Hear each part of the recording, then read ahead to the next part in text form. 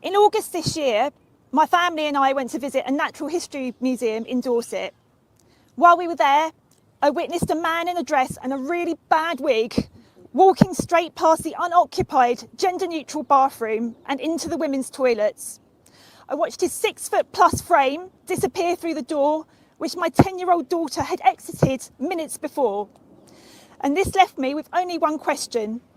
What do I do now?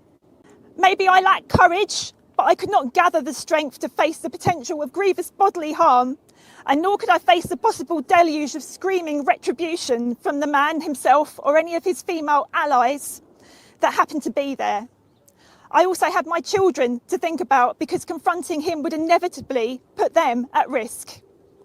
The only safe course of action available for me was to find a member of staff and hope that they had some kind of procedure to deal with the situation.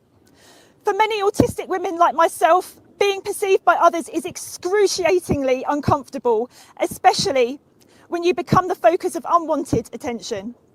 I didn't need to worry, however, because the moment the words, "There is a man in the women's toilets," came out of my mouth, every single person within hearing distance averted their eyes in the opposite direction.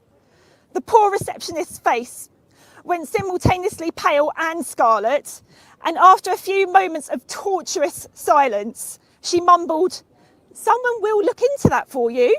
And then she promptly recovered herself and went back to serving at the desk. I knew in that moment nothing would be done. I had no choice but to walk away. Over the next few hours, while following my family around the exhibits, I saw the man in the dress from time to time. It struck me just how casually unaffected he was by his own behaviour. His seeming serenity was in contrast with the writhing tentacles of black memories and flashbacks that his act had unlocked within me.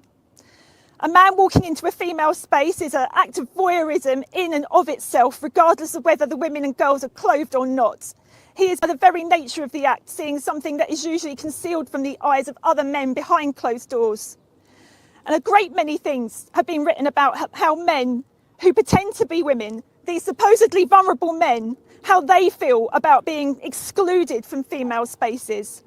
But I wonder if any of those allies or any of those activists or any of those politicians have ever asked the simple question, how do women feel?